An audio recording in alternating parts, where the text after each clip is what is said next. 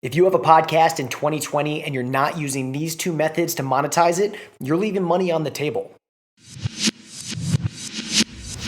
I've spent the last 5 years learning from the most brilliant entrepreneurs today, and now I've left my 9-to-5 to take the plunge and build $1 million business.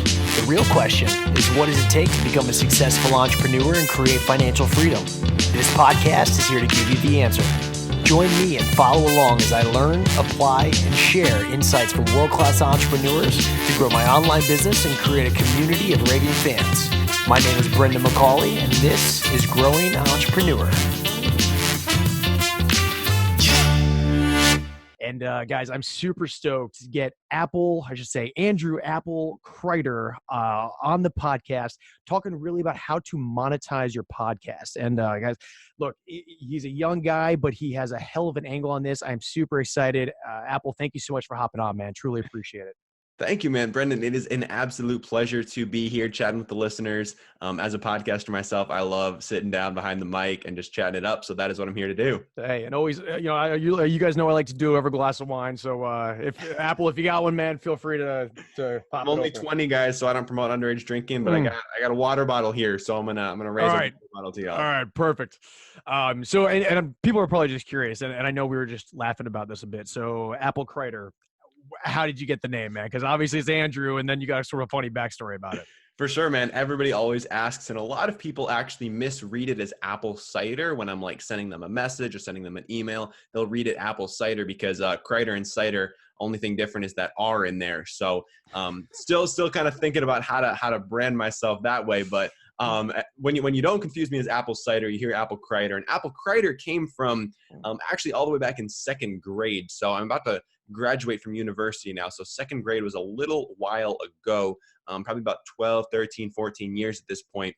And in second grade, a kid who's actually still a good friend of mine thought my name Andrew Crider sounded like Apple Cider. And me being a second grader, I was like, dude, Apple's a pretty sweet name, dude. I'd go by Apple Crider all day long. And it's stuck. And it's stuck, man. It's stuck. It's stuck for like 14 years. And now we're just cruising with it, man. We're just branding, and I love it. Totally memorable. So I don't even know how to address you. I'm like, do I call him Andrew? Do I call him Apple? But that's all right. We make it work. But it's just funny. It's little catchy things like that when you're going to create a podcast, your listeners remember. Yep. You got to lean into those quirks. Absolutely. So, first nugget right off the bat, if you're taking notes, get a quirky name and make it stick. So do me a favor. We don't really know much about you, right? So we got the name part. So tell us a little bit about yourself. You're a young guy, you're rocking and rolling. Obviously you got, a Facebook group. So where did you come from and kind of what brought you here? Yeah, for sure. So the main thing that I do right now is the podcast. So my podcast is called Young Smart Money. It's sort of tailored towards the young high school, college age student who's getting interested in the world of entrepreneurship and straying from that traditional path that's been laid out in front of them. They're considering their options and thinking, maybe there's something out there that's a better fit for me. So that's my show. We've got about 200 interviews in the books right now, and it's what I love to do. So that's my main gig, and how I got into that was I'll flash back a little ways to when I first got to college. That was when I first sort of got the entrepreneurship bug. Before that, in high school, I'd been sort of like flipping things, some legal, some illegal, and just sort of like doing things on the side to make money where I could. And so when I got to college, when I started taking things actually a little bit more seriously, and sort of started considering the repercussions of my actions. And so the first legitimate business that I got into was selling things on Amazon. So I got interested in the world of Amazon through this YouTube guy. His name's Tanner J. Fox. I've actually had him on my podcast now, which was kind of cool to come full circle there. But he was selling stuff on Amazon at the time. He was probably like 20. I was probably like 17, 18. So he was a couple years older than me. He was making like hundreds of thousands of dollars a month. So he's doing pretty good. He was doing all right for himself as a 20-year-old, I would say. So I saw this dude making oodles of money, and I was like, oh, that sounds pretty cool. So that's what I want to do. Yeah. Because I'd never even been exposed to like the world of entrepreneurship before this. I had started investing and building my credit, but I never really was focused on like the make money side. I was more focused on like the spend and like responsibly use money. I didn't really think about the make money. So found this dude. I was like, dang, what he's doing is working. I'll have what he's having. So I got into the world of Amazon. I was doing all my research. I was like messaging a bunch of suppliers in China. My friends thought I was crazy because I'd be like sitting in class, Of like course. talking to these factories in China, or like staying up into the late hours of the night. And the time difference on that is Yeah, exactly. ridiculous. So my roommates would think I was crazy, but I was doing this stuff. I got some samples sent out to me. And so the thing that I was going to try to sell, because I actually didn't end up selling it, was these USB adapters for Mac computers. And I'm sure I have them in my room somewhere. I keep them around, but I was going to sell these things. Because I like found this market that was like untapped, and I'm like, man, I did my research, and I'm like, well, I could tap in, I can get like 10% of this market share and like start making like $10,000 a month off this. And then I stepped back for a second, and I was like, man, what problem am I solving by manufacturing these USB adapters with my branding on them? Like, no problem. That there's already thousands of people selling the exact same thing as me. So me coming in and like undercutting them by like 25 cents a pop, that doesn't solve any problem for anyone. Okay. That just siphons off some value from an existing market. So once I sort of realized that, I was only like a couple $100s deep at this point.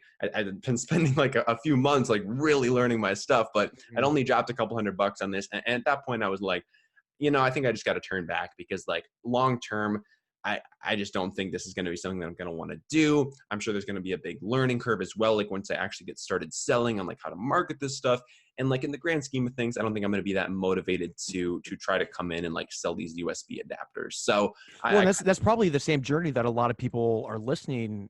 They're going through the same thing, right? Having those kind of questions. Okay, is that worth it? Is that what I want to get into? So they totally get the struggle, because I think we've all ping ponged back and forth. Exactly, especially at the beginning. I mean, and as young guys, for sure, like there's so many people out there having success in so many different areas. But the thing is, like, you can be successful at anything, but you can't be successful at everything. So you really have to figure out like what's going to bring you that satisfaction, what you're going to actually be willing to stick with through the ups and the downs, because there's going to be ups, but there's going to be a lot of downs too. So you're going to need to find something that really carries through in both seasons. So that was how I originally got introduced to the world of entrepreneurship. And then from there, I was like, man, I kind of want to like start making some money online, but for now it's not a huge priority. I'm a college student, so I was like, I don't really need to make that much money. So I started a YouTube channel, basically just talking about personal finance, because I'm a huge personal finance geek. I'm really into investing and building credit and leveraging credit and all that good stuff. So I kind of just started making these videos about like, hey guys, here's this last credit card that I got. Here's why I got it. Here's what I'm doing with credit. Here's the investments that I'm making. Okay. Yeah. So I was just making all these videos because I started like learning all this stuff, trying to talk to my friends about it. They didn't want to listen to me because they're like, dude, I'm like 17 years old. Chill out. I'll think about a Roth IRA when I'm like 35. Like, that's not my number one priority right now. Like, I'm just trying to have some fun at college. So I just need to sort of definitely not the thing to push off if you can help exactly. it. And my podcast actually started off as a sort of an extension from the YouTube channel, really just talking about personal finance. But I quickly realized that personal finance was not what my target audience wanted to listen to. I was trying to reach high school and college students, and they were so much more likely to listen to a podcast that was like, look at how this 17-year-old's making $1 million a year with Shopify, than like, here's how to invest in your Roth IRA so that you can retire with a livable like savings. So that's sort of how the podcast came to be, because a local radio station. And okay. So to come between the YouTube channel and the podcast, there was one more thing. There's always more to it. I'll try to wrap this up quickly though. No, please, dude. Tell the story, man. You got time. For sure. So as I was doing YouTube, I was getting introduced to the world of social media and using social media for business, because throughout high school, I was the kid that wasn't on social media. So at this point now, I've got a pretty decent sized social media following, but throughout high school, I didn't have Instagram, didn't have Snapchat, didn't have anything, just because I wanted to communicate with people in person. I just felt a lot more genuine. I'd rather have fewer close relationships than a lot of like sort of not as meaningful relationships. So that was my philosophy in high school. But then once I had this YouTube channel, I was like, well, I've kind of got this personal brand thing going on here. I'd built up maybe a couple thousand subscribers. I'm not really sure. But I decided I wanted to like sort of keep this thing going, maybe try to make a little bit of a name for myself. So that's when I got involved in Instagram. And I picked Instagram just logically. It seemed like a good platform where I could reach my target audience, which was young people. I knew people were hanging out there. And I kind of understood how the platform worked just by like viewing it from the outside. So I was like, I think I could come in here, make a little bit of content, maybe reach some people. So did that. At the same time, I was growing some Instagram pages. I started one from scratch, grew it to like 60,000 followers within like 4 weeks. And then grew my personal brand to like 10,000 followers over the same time frame. So I kind of learned pretty quickly how to grow accounts. And then I was like, all right, well, I think I could get back into the world of entrepreneurship because I got this skill now, and I got a skill, and I bet I could solve a problem with this skill. That's a hell of a skill, dude. You so Yeah. 60,000 in a month? Yeah, no, dude, it was a different time back then because this was probably about 2 years ago. So I mean, Instagram was still pretty big, but I mean, like it's. I mean, even today, like doing 60K in a month, I probably couldn't do it right now if I tried. If I tried really hard, maybe. But just like the effort that I have right now to put into it probably wouldn't happen. But it was a different time back then. So did that. And then I was like, all right, I got this skill. So what can I do with it? And so I wanted to solve a problem because the Amazon business was clearly not solving a problem. So I'm like, well, this time let's try to solve a problem that'll be a little bit more fulfilling. So what I decided to do was I found a group of people that could benefit from my skill. And the group of people that I decided to target were financial YouTubers that had really, really poor Instagram presences. There were a lot of people who had like 300,000 plus subscribers on YouTube in the personal finance space, and then like maybe 1,000 to 2,000 followers on Instagram. And I was like, man, there is absolutely no need for this huge discrepancy because these people are creating really valuable content. They just don't understand how to leverage that content on the Instagram platform. So I was like, well, I get Instagram. So, and I already kind of have this connection with them because I have a personal finance YouTube channel that I can like use to be like, hey, like we can be kind of buddy. So I hit them up, and this first guy that I hit up, I was like, man, I'm going to work for you for free and help you grow your Instagram account because I love the content you're putting out on YouTube, but your Instagram game sucks. You're doing a terrible job. I probably phrased it a little bit better than that, but that was the gist of the message. But the key thing about this email, this was an email that I sent him, was that in the attachment section of the email, I actually included a piece of content that I made for him. So I took one of his YouTube videos, I trimmed out the best like 45 to 60 second clip of this video, and I turned it into one of those Gary V Instagram videos with like the title at the top, like the two white bars, title at the top, and like the rolling captions at the bottom. So I made him one of these videos. I put it in the attachments of the very first email that I sent him to show him that I was serious, because I was sure this dude was getting hit up by plenty of people. He had like 300,000 followers on YouTube. I'm like, I'm sure this dude's getting plenty of emails. So I wanted to stand out. And the best way that I saw to do that was to prove to him that I was serious. So not only did I offer to work for free, but I gave him an example of the kind of stuff that I would be posting for him to show him like, A, I'm serious, but B, like this content is actually good. So he was like, let's do it. You're offering to work for free. So like, and I can see that you're already making good content. So let's just make it happen. So that was basically how I got my foot in the door. So can we harp on that point for like 2 seconds? So if you guys are listening to this, one massive takeaway I just got from a huge digital marketers conference 2 weeks in Orlando is if you're in a position just like Apple was, where you're trying to get your feet wet, right? You're trying to figure out, okay, what the hell do I do? If you know the problem you're going to solve, do that shit for free. Do it the best you can and give the most value possible and create a win for the other party. Because here's what happens. If you can do that for somebody who's influential or even somebody who's just starting out, you can, if they're influential, then you can show them, just like Apple did, dude, this guy kicks ass. And then those guys know guys who know guys, right? Yep. That's the next part of the story. Yeah, exactly. They know someone who knows someone. So all of a sudden it's like, wow, this guy's awesome at what he does. And then the second piece of that, if you help somebody who's really going from like 0 to hero and all of a sudden you blow them up, then it's like, dude, all those rest of those people that are in that same position that same person was in, all of a sudden Apple becomes the fucking hero of this entire story.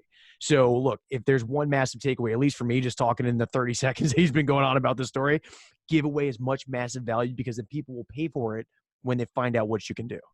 That's the truth, man. And that's exactly what happened, because within about 2 weeks, this one guy that I was working for free, first of all, he'd already seen some results on his page. His followers had gone from like 2,000 to like 4,000 or 5,000 in the span of like 2 weeks. And he'd been having that page for months and it was just not budging. So it was already taking off. He was like, dang, this kid knows what he's doing. So what he decided to do was he decided to start paying me, which was like, whoa. Now I'm actually making money for the first time, because that YouTube channel was just for fun. I don't even think I had ads on it at the time. So like I was making $0 online. I was working as a server, making decent money.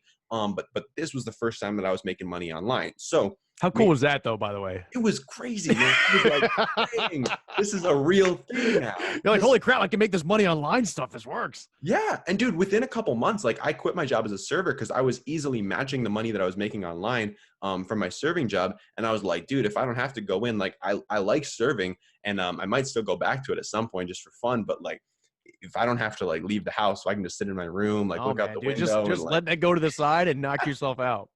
Exactly, dude. So he started paying me because he saw the value that I was bringing, and he didn't want to lose me, because like he could have just kept having me work for free, but he knew that I was providing real value. And he's like, man, if somebody else finds this kid, picks him up, then I don't have him anymore. So I better start paying him. At least that's the psychology that I think was going on in his head. That's what I tell myself. Dude, that's what I would do, man. That's awesome. Exactly. Like if somebody works for free for me and they're providing value, like I don't want to lose them. I'm going to start paying them for sure.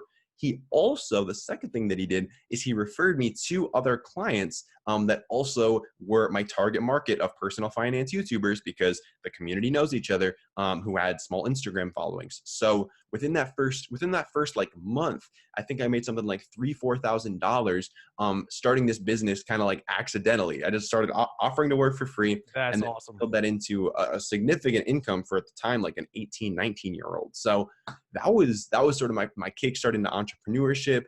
And then I kind of ran with that Instagram business for a little while, expanded into a little bit of like Facebook ads work and stuff, but mostly just doing some like social media marketing for mostly personal finance influencers. So that was the first real like entrepreneurial venture where I was making some actual money online. And then, so this is all leading back to where the podcast started. So the podcast comes into play because my local college radio station heard that I was doing some cool stuff, making a little bit of money for a college student. And they're like, well, let's bring this dude on the radio and like see what he has to say. So they're like, do you want to do a radio interview? And I was like, I've never done an interview before, but let's make it happen. I mean, I like trying new things.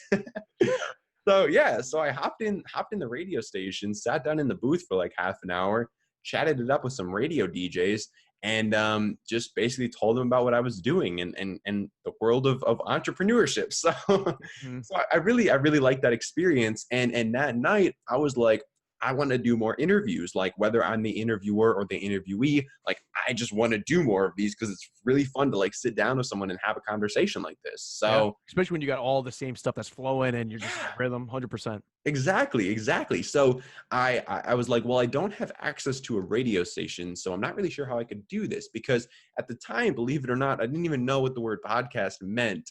I'm sure I'd heard it before, but like, yeah, a little over 18 months ago, didn't know what the word meant, had never listened to one. I just didn't even know what it was. So through my research of figuring out like, how do I interview people, just like typing that into Google, like trying to figure out how to like do that.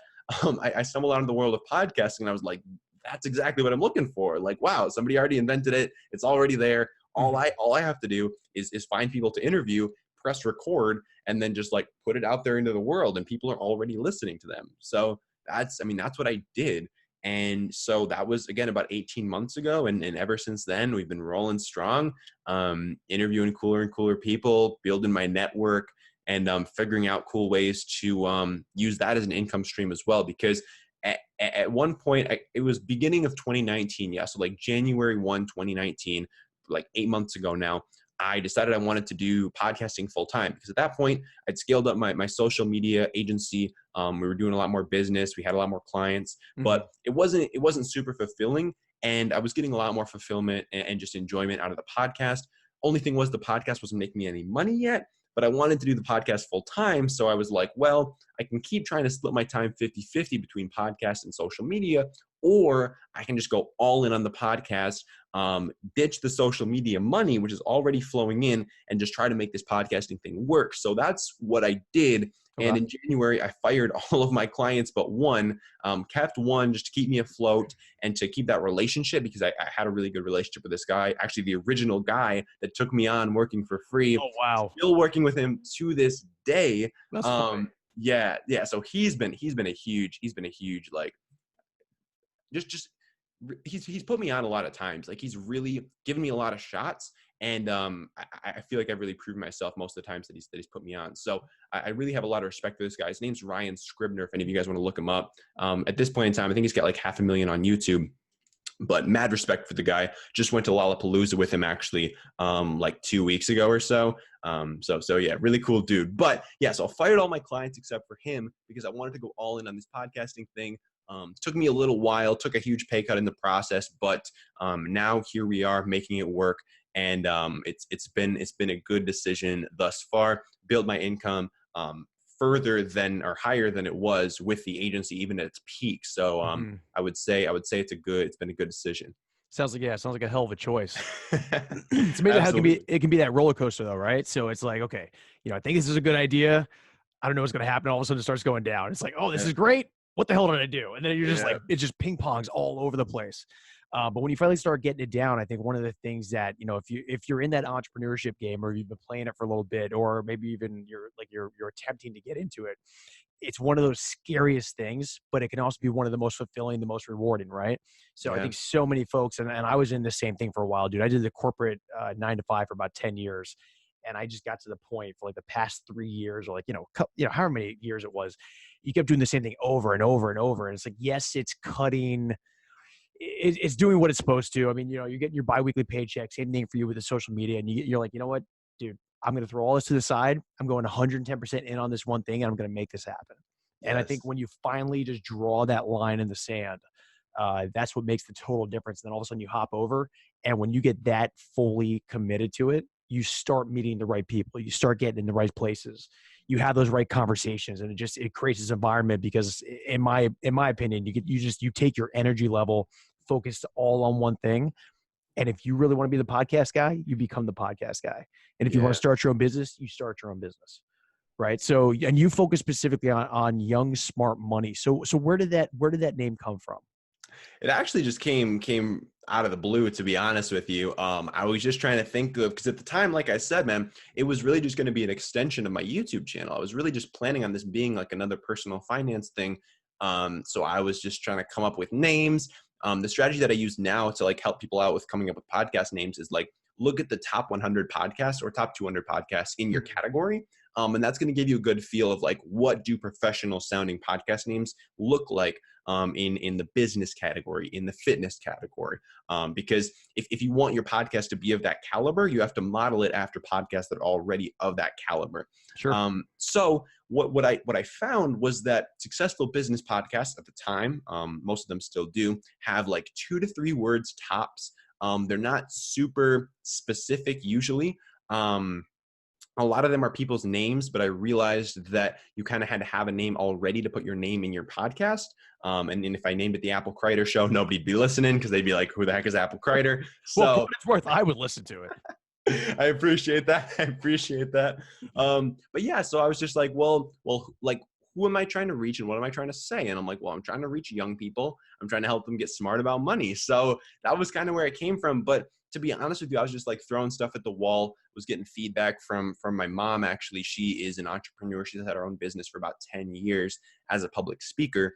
So she was helping me out with ideas and sort of helped me come up with names. But in the end, it was really just realizing that the name wasn't going to mean anything till I made it mean something. Like Google was not like a household name until Google made itself a household name. Like Amazon was just a river and a jungle until Jeff Bezos came in and like made it Amazon. So I realized that like a name, like I can spend freaking months trying to come up with the perfect name, but the key was just like, you just got to go out there and make the name mean something. So honestly, like looking back at it now, I mean, Young Smart Money didn't mean anything, but now like people, when they hear Young Smart Money, they're like, oh dang, like that's that podcast. And I'm like, yeah, it is. But like back then didn't mean Nice. anything. So that's kind of how I feel about names. And recently I just did some rebranding and started this new brand called Podblade. And right now, like Podblade in my head doesn't really mean anything. And when I say it to other people, it doesn't mean anything. But flash forward like 6, 12, 18 months, Podblade is going to be a name to remember. So that's the thing with branding. I think it's just like come up with something that's, I mean, it's got to be relevant. With podcast names especially, like you have to be able to know what the show is about just by reading it. Some people get away with like having some weird names that you kind of have to interpret, but for the most part, I mean, to make it the easiest on yourself and on your growth, I would just make it something that people can easily tell what the value proposition is, who you're trying to reach in that initial title. Because again, if they never click on your title, they're never going to listen to your show. And even if it's the best show, if they never clicked on it, they're never going to find that out. So that's my 2 cents on sort of titling. Okay. So tip number 2, if you're starting your own podcast, make it something that's small, that's catchy, that people are going to want to click on. Yeah. That's like the gist. 3 words max. Okay. Awesome. So let's say somebody's just getting up and running. They say, you know what, Apple dude, I want to start my own podcast. Okay, great. I've got a name that sounds solid. You've seen folks that do hundreds of episodes, and even in your similar case, right? So they get up, they're doing really good, and all of a sudden they wind up in the top 100 just like you did, no money. So like what's the major benefit of actually having the podcast being ranked without the money? And then B, what are the methodologies to actually monetizing the podcast itself? Straight up, great question. So the way I see podcasting, I see there are like the three main benefits that I see to podcasting that I tell other people about when it comes to podcasting.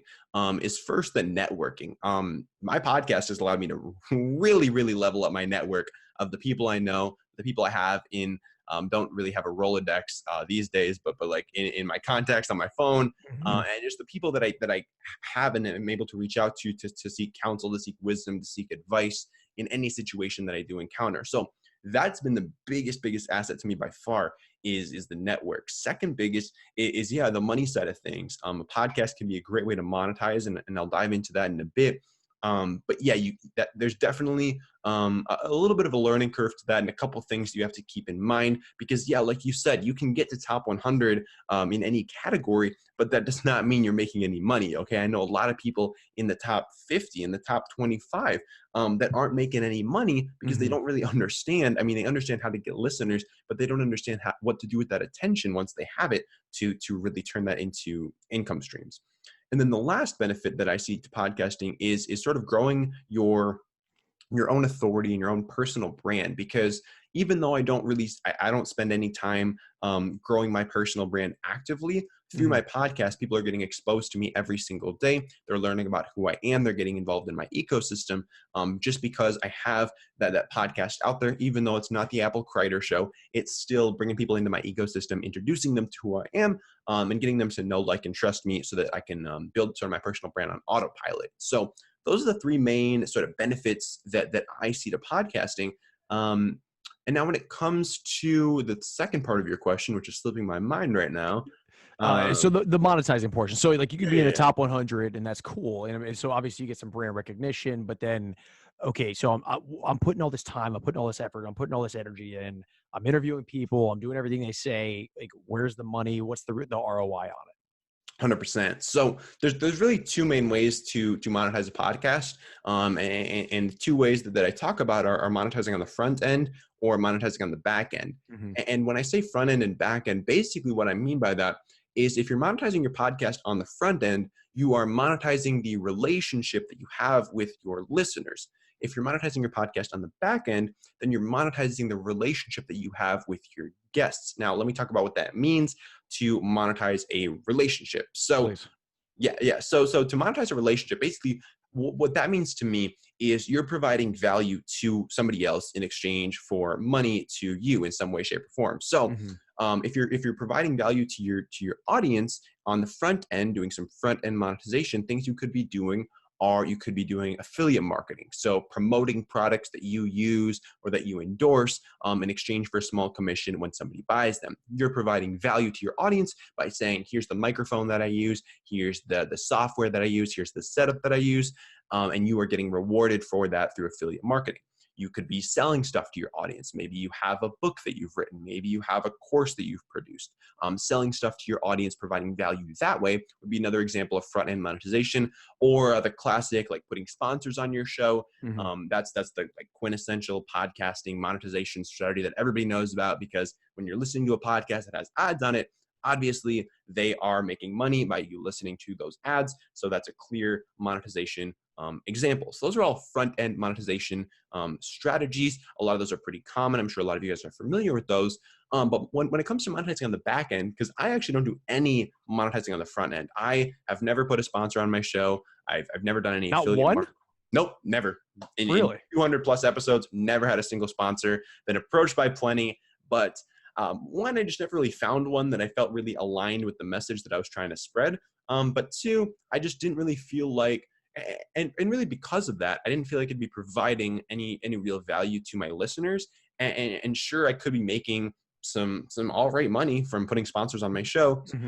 I just choose not to. One, out of principle, but two, I just haven't really found a company that I really feel comfortable partnering with, and putting them in front of my listeners, just because I really do value that relationship. So not to go off into a tangent, but like, so if you're listening to a podcaster, right, and a sponsor comes on, what's your thoughts?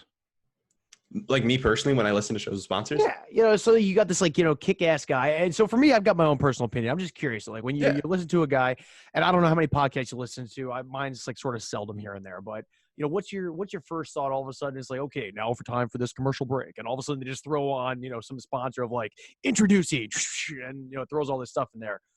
Is it cheesy? Is it cool? Does it depend on how they approach it? Like, what's your thoughts?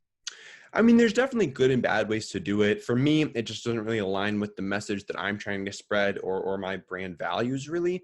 And yeah, I really only listen to one podcast right now, and he doesn't put any sponsors on his show. So I don't really deal with that. I used to listen to Ty Lopez's podcast once in a while, and that thing's like 85% sponsors, like 15% sponsors. So when you get to that level, I'm like, no, thank you. But I mean, there's an all right way to do it.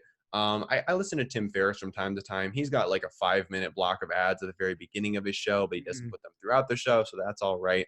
But I mean, for the most part, it doesn't align with my values, but I'm not one to judge someone. If you have ads on your show, like, I'm not going to like go shun you. Like, that's not my MO, but like, it's just not for me and my sort of what I'm trying to do, All right, so you focus yours more towards the back end, right? So so that's the front end. So on the back end, what does that look like for you? So people have an idea. It's like, okay, I want to monetize it. I want to blast people with spammy kind of shit. For sure. What does back look like?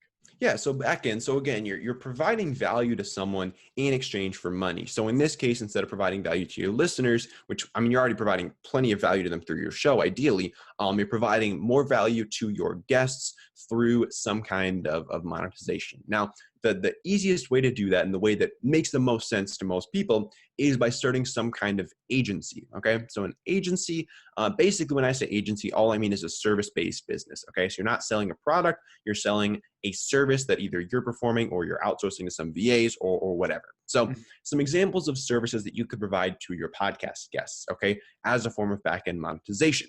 Now, I'll give you some examples, but this is going to be kind of different for every niche, okay? Like, this is what works in the business and entrepreneurship niche, and I'm assuming a lot of you guys listening to this show are probably in that niche or a similar niche. But these methods can be sort of modified to work for different niches, and there's going to be different methods that would work for different niches. But all that being said, the things that work well in the entrepreneurship niche, first is what I do, and that is by providing marketing services to my guests. So the thing I noticed was that a lot of my guests were selling stuff online, okay, whether that was courses or ebooks or masterminds. I just noticed that a lot of these, because I interview online entrepreneurs, so kind of makes sense that they're selling stuff online. So I was like, all right, these guys are selling products online, information products, masterminds, all this stuff.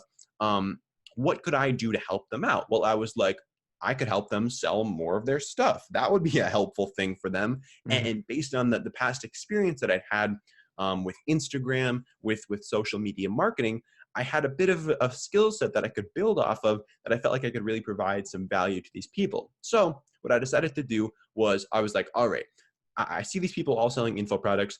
I think I could help them sell more of them. So what I'm going to do is I put my head down and I just like really, really studied, learned, applied marketing skills. Like I just really enveloped myself in the world of digital marketing because I wanted to get really good at this thing so that I could come out of the gates again, like I did with Instagram. Okay. I wanted to hone my skills before I went out there and started working for people for free or just like offering my services because I wanted to make sure I had the chops to actually perform. So that's what I did. So I put my head down for honestly like 2 to 3 months maybe and really just honed my craft, okay? Got really good at ClickFunnels, got really good at sales copy, writing emails, and got really good at Facebook ads. So those are the 3 things that to this day I provide to my podcast guests. I exclusively market info products. I'll do masterminds from time to time, which are borderline info products. But I will market info products with Facebook ads, with funnels, and with emails, and that is what I do for money. So after my podcast is over, I'll tell my guests, I'll be like, hey, just so you guys know, how I monetize the show is through building funnels for people selling info products. And if you need any of that, or if you know anybody who needs any of that, let me know and I'd be happy to talk. And 9 times out of 10, they either need it themselves or they know somebody who would need it. And that's how my business has grown. And now it spreads through word of mouth as well as past clients talk to other people. And they're like, this dude made me a really cool funnel. You should check it out. And they're like, wow, connect me with that person. And I'm like, here I am. So that's really, that's what I have done on the back end. But like I said, I'll give you a couple examples. So there's that. You could do a PR agency. I have a good friend of mine who does a lot of PR work for influencers. So if someone's not familiar, can you break down PR? Yeah, so PR, public relations. So basically getting people written up in like magazines like Inc., Entrepreneur, Forbes, just getting published on these websites. That does a lot for people's credibility. People like saying like, oh, I was featured in Forbes. At this point, I would argue that it doesn't really mean very much, but a lot of people still like having that credibility, that novelty of being able to say that. Sure. So you could sell those kind of services. It's not too hard to sort of start writing for those lower tier publications, write some free articles for people, work your way up on that ladder. That's definitely an option. What else are my friends doing?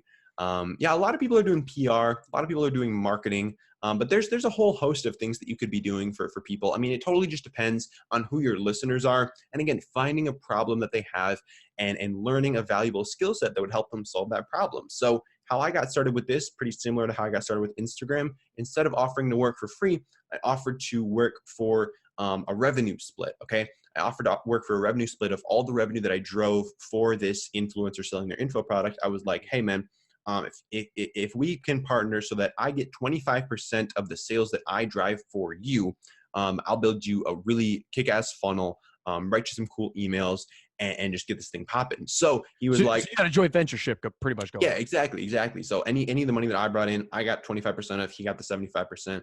And I was totally cool with that because it was allowing me to prove myself, where he didn't have to put any money up front in case I sucked. So we basically just went for that, and it took off really well. I mean, that project still makes me a good amount of money every single month just because it is that joint ventureship and that sort of revenue split. So that still brings me in a consistent income. And from there, again, spread through testimonials, was able to leverage the work that I did for him to show other clients. Now I have a whole like book of a portfolio that I can just like share with people, be like, look at all these pages I built, these emails I wrote, these Facebook ad campaigns I ran. And that's basically what I do now to monetize on the back end. And it's all and I think a lot of people get mixed up here. They think they need to have business cards and a website and a logo. My business has none of that, okay? Like I took down my business's website because it just literally, there was no point for it. I was paying for it every single month. I'm like, dude, nobody uses this thing. There's no point for it. It's just worthless. So I just literally took it off the internet. Doesn't exist anymore. Don't have business cards. And if you provide a valuable service, I'm a firm believer that like people will talk about it. And since I have the podcast platform where I interview people I was doing every single day, had to cut back during the summer just because I've been traveling a lot. Yeah. I've really just been enjoying myself. So been traveling a lot, so cut down to every other day, but still being able to interview 3 to 4 high-class entrepreneurs per week has given me a lot of people that I can. That's a pretty hefty schedule, dude. Oh yeah. I mean, I'm a college student though. I've got 1 semester left, so Okay. I don't have that much. Where are you going, by the way? I go to Madison in Wisconsin. Okay. I went to Florida Atlantic University. I got my undergrad, spent a couple years, and got my master's. Oh, dang. All right. Yeah. I'm probably not going to get my master's, but you'll never know. My parents are pushing for it. I don't think it's going to happen. My parents pushed me enough over the edge to finally be like, okay, fine, I'll go back. We'll see. I'll take some time off, but maybe I'll go back eventually if I feel particularly compelled. Yeah, it's quite the time commitment. I will say that. So, dude, we could have a whole podcast on just is the school worth it? Is it not worth it? If you're making $10,000 a month and you're 19, should you go back? Blah blah blah. Tell you what, we'll do a second round. We'll do a round 2 on that one. Wow. All right. Yeah. So people hear your story, right? So you're a young guy, you're kicking ass on this, and I think you guys have gotten a ton of golden nuggets, a lot of takeaways. Really the networking that Andrew Apple has been able to really just drive a home run with has gotten him so many other jobs, so many other ventures, word of mouth, the whole 9 yards. So this has been your journey.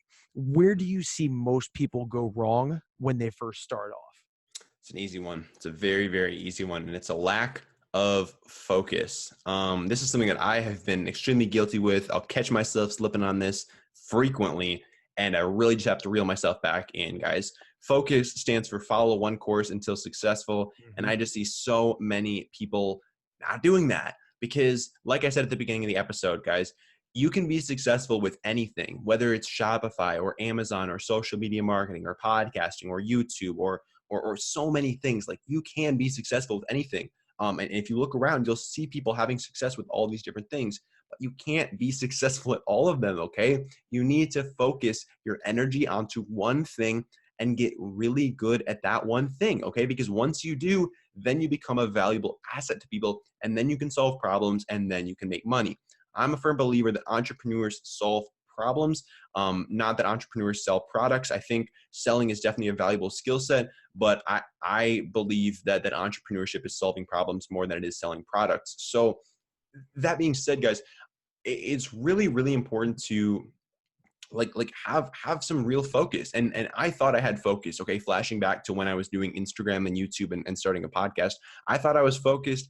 And I did this exercise that I think will really help a lot of you guys out because it really, really helped me out because at the time I was mentally fried, okay? Like every single day I woke up already stressed out.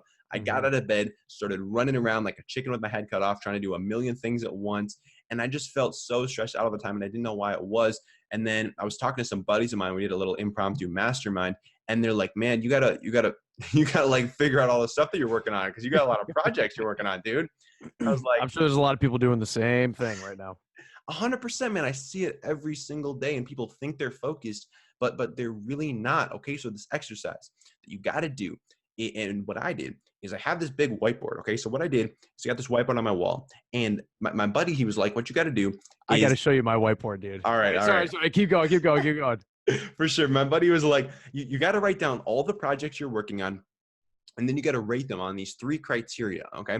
So the 3 criteria that he told me to rate my stuff on was 1, next to it, you either draw a smiley face, a neutral face, or a sad face. That's criteria number 1. And that's basically represents how does this thing make you feel when you think about it, when you do it. Is it a smiley face? Is it a neutral face? Is it a sad face? The next thing that you put next to it is you put a little clock. Okay, you put 1 clock, 2 clock, 3 clock, 4 clock. And the number of clocks represents how much time are you going to have to commit to this thing to do it at a high enough level, or like to really like commit to this thing, like how much time you got to commit to this thing. 1 through 4 clocks. The last thing is you do 1 through 3 dollar signs. Okay, like, and the dollar signs represent how much income does this thing have the potential to bring you. Now, I decided to do that exercise because I'm like, well, it can't hurt. I got a lot of stuff in my head and it would probably help to like put this stuff all out somewhere. Dude, so that is awesome. Yeah. I love that. It's such a valuable exercise, man. I'm so thankful that this dude showed it to me. I got to thank him for it. Who did that? A buddy of mine, his name, I believe, so it could have been one of two buddies. I'm gonna have to check with them. But they're both gonna be my roommates this year at school. Their names are Nick and Ben. They're students at UW-Madison, Okay. absolute killers. But yeah, so they gave me this strategy to really free up my mind and figure out what I wanted to focus on. Mhm. So I combined that strategy with another strategy that I'll talk to you about in 1 second. But so I did this strategy and I wrote all these things down. And I came up with 27 different projects that I was working on. It was crazy, dude. It was crazy. Jesus, dude. Yeah, it was insane. Wow. Like, no wonder I was waking up stressed out of my mind. Why not 49? Why not, Honestly, dude, at that point, just go for like 2,000. Like, it was crazy. I'm going to match the number of projects to the number of my subscribers. And then Yeah, it was balance it out. absurd. So I figured out pretty quickly once I wrote all this down, I was like, wow, that seems not sustainable at all. Like I'm not doing any of these things well. I'm dropping plates left and right. Like this is just, it's a shit show, to be honest with you. So I was like, all right, we got to pull this together. So I decided to combine this. So once I did that, I ranked all my stuff on these three criteria, and I had kind of an idea of which things I wanted to prioritize and which ones I didn't. Now that was all well and good, but if I would have just left it there, I could have probably singled out like maybe a couple things that ranked the highest and focused the most of my attention on those. But the problem would have been that those other things still would have been nagging at the back of my head because I hadn't killed them yet. I hadn't like severed the ties. So I needed to sever the ties. I needed to cut those things out of my life entirely. So what I decided to do, this strategy, I think I might have got it from Tim Ferriss. I'm not totally sure. Seems kind of like a Tim Ferriss thing to do. But what I decided to do was I decided to pick 3 things that I would fully commit to, and the other 24 things I would cut off entirely. Not they'd be on the back burner, not I'd work on them next week, but they were off of everything. Like Yeah, I would not spend that's definitely a Tim Ferriss. Yeah, I would not spend a single minute on any of those 24 things. I would spend all of my time on the 3 things, and that would be that. So this part took some real soul searching, honestly, because there were a lot of things that I wanted to do at the time. I was really all over the place, man. I was public speaking. I was writing a book. I was like literally doing everything. Every entrepreneur listening to this right now is like, that sounds like a great idea. Yeah, dude. I was in that place. I was doing all the things, and it was stalled out, man. I was stalled out. So I cut off 24 things. It was tough. It took some real like thinking to be like, okay, these are my top 3. And then I was like, no, shoot, no, these are my top 3. No, these are definitely my top 3. Uh-huh. So I really honed in and I stuck with those top 3 for probably about a quarter. And now what I do is every quarter, 3 months, I sit down and I evaluate where my top 3 projects are at. And that's sort of how I structure my like projects and what I spend my time on. So that is my sort of answer to the biggest problem people struggle with is focus. And what I would recommend you do is really list out all the things you're working on, or maybe if you haven't started yet, all the things you're thinking about working on, all the projects you're thinking about starting. And then again, prioritize those things based on where your knowledge is at right now on those 3 criteria. And then just start working on them. And after say 1 to 3 months, sit down, evaluate what happened, evaluate where you went. Did you move in the right direction? Did you move in the wrong direction? And then redo your top 3 and then go from there. And that's what I'm doing and that's working for me. So that's what I would recommend. I love it. All right. So someone's saying, okay, great. I got it. And one of those top 3 is I really want to create a podcast, right? So, they, out of all the mediums, they love to talk with people. They want to take it. They want to put it on YouTube. They want to slice and dice it, splice it. They want to stick it on, Facebook, Instagram, Pinterest, blah, blah, blah, whatever. So if they're just getting started, so I know we're getting close to time. So within 5 minutes, let's just say you had to condense this 30,000 foot view. Brand new entrepreneur, and they really say, okay, steps to starting your own podcast. What are the tools I need? How many podcasts should I do per week? Let's start from there. So I want to create a successful podcast. I got 0 people. What are the first, 3 steps I should take? And over the course of 90 days, what should I hope to achieve? If you had to wrap that in 5 minutes, what would be the biggest takeaway? This is a challenge. I like it. So Good. All right. goal, No my goal- pressure. yeah, my goal here is going to be to eliminate as many excuses as possible. So let's see how many of them I can hit. So the Okay. first thing you got to do is come up with your name, your podcast art, all of that stuff. And to be honest with you, it's not that important for your name. Literally just sit down for like, give yourself like 30 minutes tops, think of a name and go to the top 100, start jotting down some ideas. And after 30 minutes, you literally have to pick a name and then it's over. Like literally set a timer. And when that timer goes off, you need to have a name and then you're done. Like whenever I'm trying to come up with a name for something, a time limit always helps because you can go forever trying to come up with a name. So set a time limit, stick to that time limit. When the timer goes off, you have a name, done, move on. Then your podcast art, I would literally just go to Fiverr, pay someone like 30 to 50 bucks maybe to make you some really on point channel art. Look at some examples from like the top 100 podcasts in your niche, show them to the Fiverr person, tell them that's what you're looking for. And you're off to the races. So that's where I would start. Once you have that stuff, then you can start sort of making your show. And when it comes to launching a show, the optimal strategy for iTunes at least is to record 5 episodes before you launch. The first episode should be an intro episode. So it doesn't have to be very long. I'd say like 5 to 15 minutes. All it should be is you sitting down in your studio. As far as equipment goes, dude, do not overcomplicate this stuff. Okay. There are plenty of people out there making YouTube videos about the 385 things you need to start a podcast. You literally, my podcast is this microphone right here. Same one you're using. It's a Blue Yeti. Plug that bad boy right into my computer, have some Apple earbuds that I got for free with my iPhone 6 that I plug into that. And that's my setup. I have a $19 webcam that I also use that I got off Amazon, but that's my whole setup. It's less than $150. Nothing too crazy. So you really don't need a soundboard. You don't need any of this crazy stuff at first. Like literally minimum viable product, just the simplest that you need it to be. Is a microphone, some headphones, maybe a camera if you're feeling like splurging. So that's what we got here. So as far as like launching your show, let's talk about recording your show first, okay? Recording your show, if you're going to be recording interviews like this that are virtual, use Zoom. Zoom.us, it's it's like Skype, but there's a built-in record button. It's amazing, it's free, use that. Boom, done. If you're recording in-person interviews or solo episodes, use Audacity. It's a free software that you literally just press record, you talk into your microphone, you press stop, you got a recording, you can easily edit it to make it sound amazing. So there you go, done. And then to publish your show, I would just use anchor.fm. It's a free site that will distribute your podcast onto Apple Podcasts, Spotify, Stitcher, Google Podcasts, and like 12 other places. It's amazing. It's free. Awesome. So now you can record your show and publish it. Wow. Like that's literally podcasting right there, guys. So once you've done that, if you want to actually like get in front of some people, launching it effectively is important because if you launch your show right, you can end up on the new and noteworthy section of iTunes. To be completely honest with you guys though, like the amount of traffic that you get from being on new and noteworthy is really negligible. Might be a little bit more significant if you're just getting started out, but I would say might as well hit it just so that you can say you're a new and noteworthy podcast. Some people think that means something, so you can leverage that to those people that think it means something. So to do that, basically what you want to do is record 5 episodes before you publish. The first one is an intro episode to you, your podcast, whatever, like 5 to 15 minutes, you sitting down on the mic being like, hey, what's up? My name's Apple. The show's called Young Smart Money. We're interviewing successful entrepreneurs. Here's who the show's for. Here's what we're going to do. Here's where I'm at, blah, blah, blah. And there you go. That's your first episode. Second episode through 4th episode.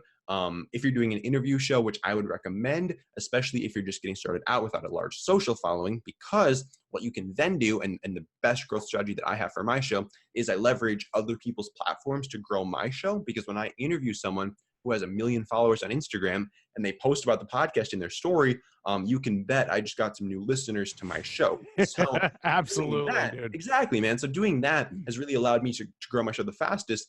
And so yeah, I would recommend starting with interviews. As time goes on, as you build your own business, start tossing in some solo episodes here and there so that people can start to know, like, and trust you more. But when you're just getting started off, I think interviews are totally fine. There are plenty of people that want to be interviewed on podcasts. If you're worried you can't land guests, that's just a limiting belief on your part, because there are so many people out there that want to be on podcasts. Literally just hit them up, be unique. Okay. If you send the same message that everyone else is sending, you're going to get the same result that everyone else is getting. And that's that they're not interviewing the person. So if you want a different result, take a different action. Look at what everyone else is doing and do the opposite. Okay. I saw that everyone was sending text-based messages on Instagram. Okay, they were like typing out their messages. I thought there's probably a better way to do this. If everyone is doing the same thing, I'm gonna do the opposite. So I started sending voice messages. I started sending video messages, and lo and behold, those had a much better conversion rate on the guests than sending the text-based messages. Okay, so doing little stuff like that, finding ways to go against the curve and really stand out, because again, these guys with 1 million+ followers, they're getting hit up pretty frequently. So if you want to stand out from all that noise, you have to make yourself different, spread a different message. So that's what I would say for reaching out to guests. So now you've reached out to your guest, you've got your guest, you know how to interview them, you know how to publish it. As far as marketing goes, guys, the best channel is, other people's platforms. And as far as getting other people to actually promote the show, because that can actually be a little bit difficult sometimes if they have 1 million followers, the best strategy is, one, make sure the interview goes very well. Make sure you make them look good in the interview, okay? One of the best ways to make people look good is to let them talk about the things that they're passionate about, okay?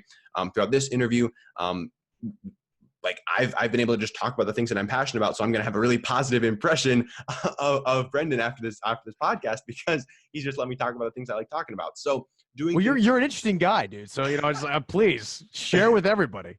I appreciate you saying that. So letting people talk about what they're passionate about, get them to enjoy the process of being on the interview. Once they enjoy that process, then they're more likely to promote it. But after the interview happens, what you can do is you can create some really simple Instagram graphics or just social media graphics using a site like Headliner. That'll allow you to create these like cool little audio wave looking Instagram videos that people can post on their Instagrams. Guests love sharing those. If you use a picture of them as the background for it, they're going to promote it because they like posting pictures of themselves, because it makes them look good, makes them look smart, blah, blah, blah. So do stuff like that. Just create a bunch of social media graphics. Doesn't take that long. I have an editor. I have an editing team actually right now that does all my stuff for me extremely affordably. And I'd be happy to connect any of your listeners with them as well. So feel free to hit me up anywhere. I'm sure Brendan will toss some of my social links somewhere here. And I'd be happy to hook you up with my team. But yeah, they edit my show. They publish my show for me. They do the titles, the show notes, the social media stuff, extremely affordably. They're all overseas. So they're some killers over there. So back to point though, get some social media stuff. Again, you don't have to create it yourself. You can have a team that does that for you. But yeah, so make it easy for them to promote as well. Once the show goes live, make sure to send them the promo materials and the links across any sort of means of communication you have with them, whether you've been messaging them on Instagram, LinkedIn, texting, email. Make sure you send that stuff to them, all of these places, just so that they have it, they can promote it as easily as possible. Because again, like even me at this point, like I'm not some huge influencer by any means, but like I've been hopping on a lot of podcasts lately, and I want to promote all of them. Like I really love helping out other podcasters. Like that's what I love doing. But when people make it hard for me to promote the episode, and I've been on like 5 interviews that week, it's like it's hard for me to go out of my way to find the link, to find the social media promo stuff. And if they would have just sent it to me like all together in an email or an Instagram message, I would have easily shared it. But if I have to go out and seek that stuff myself, it's harder for me to do it. And think about, like, I'm on this small scale, like people on a huge scale, it's going to be even harder for them to do that or find the time to do that. So make sure you make it as easy as possible for them to promote it, because a lot of them will want to promote it, but you're putting up these barriers for them where they can't do it easily. So don't do that. And that's basically it. That takes you to the point where you're getting some traction behind your show. You can start to incorporate some back-end monetization methods by learning some valuable skills, and you're building your personal brand at the same time. So that is my I don't know if that was 5 minutes, but that was my little A plus, man. Wow. So if you guys were just listening to that, you basically just got a complete landslide. Holy crap. I'm still trying to digest all that stuff you just threw in there. So that was about 5 minutes of just, it wasn't even a golden nugget. It was like a gold rush that Andrew just completely unlocked and shared with everybody. So if you're going to listen to this podcast, I highly recommend rewind the past probably 7.5 minutes. And just listen to that over and over, right? Because he literally just gave you every single piece to be unbelievably successful. Of if you're starting from scratch and you want to get this up and running, that's it. Like, it's really like, please do not overthink this. It is not that freaking difficult. Get up, make a decision. This is what I'm going to do. Stick with it. Be consistent. And then interview guys like this guy that I'm talking to you right now, who was mad cool and said, dude, I'm super stoked to hop on your podcast. Great. You've never met me before, but awesome. We're going to have a fucking blast. I'm going to let you talk about yourself. And then just like he said, leverage the followers that somebody has, right? Straight up. Do the same thing. Find people that are interested in that field that you want. So Andrew reached out to these people that are focused on this monetizing, that are focused on budgeting, that are focused on young entrepreneurs that are tired with the 9-to-5 and want to break the system. So that's what he's done, and that's what you can do. So I'm going to try and lift Andrew up as much as possible. And I think, guys, honestly, when you come at this from the giving mindset, I'm going to try and make Andrew as successful as I possibly can. All right. And here's one way you guys can do it that I found to be super helpful. I'm sure he'll super appreciate. So Andrew, if somebody wants to work with you one-on-one, is that possible? So at the moment, I don't actually do any one-on-one stuff. The best place to go, like where I direct everyone who asks me podcasting related questions, is my free podcasting mastermind that I host on. It's this Facebook group, and we've got over 350 podcasters in there, posting amazing stuff every single day.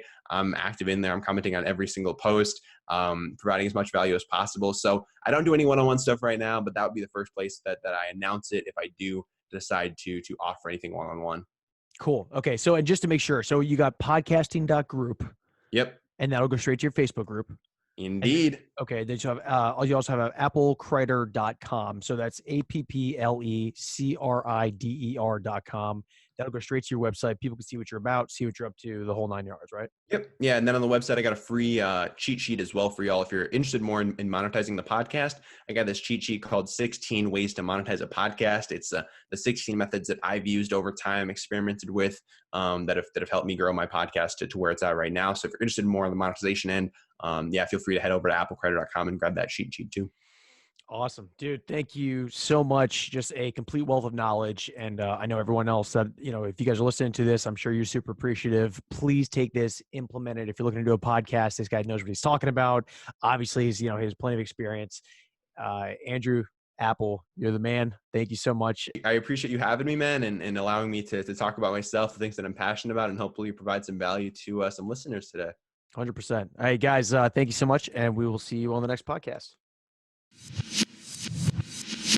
Hey, it's Brendan, and thank you so much for listening to the Growing Entrepreneur Podcast. Look, if you enjoyed this episode and want more content just like this, do me a favor, hit the like and the subscribe button. That way I can create consistent content on a daily basis focused on what's important to you. Also, leave a comment. I'll make sure to get back to it as soon as possible. I will see you on the next episode.